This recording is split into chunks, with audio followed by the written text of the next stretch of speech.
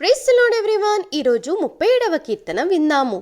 చెడ్డవారిని చూచి నీవు వ్యసనపడకము, దుష్కార్యములు చేయువారిని చూచి మత్సరపడకము. వారు గడ్డి వలనే త్వరగా ఎండిపోవుదురు, పచ్చని కూర వలనే వాడిపోవుదురు. యెహోవా యందు నమ్మిక ఉంచి మేలు చేయుము, దేశమందు నివసించి సత్యమును అనుసరించుము. యెహోవాను బట్టి సంతోషించుము, ఆయన నీ హృదయవాంఛలను తీర్చును. నీ మార్గమును యెహోవాకు అప్పగింపుము, నీవు ఆయనను నమ్ముకొనుము, ఆయన నీ కార్యము నెరవేర్చును. ఆయన వెలుగును వలె నీ నీతిని, మధ్యాహ్నమును వలె నీ నిర్దోషత్వమును వెల్లడిపరచును. యెహోవా ఎదుట మౌనంగా నుండి ఆయన కొరకు కనిపెట్టుకొనుము.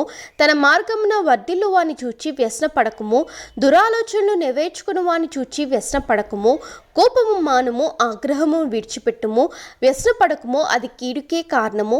కీడు చేయువారు నిర్మూలమగుదురు. యెహోవా కొరకు కనిపెట్టుకుని వారు దేశంను స్వతంత్రించుకొందురు.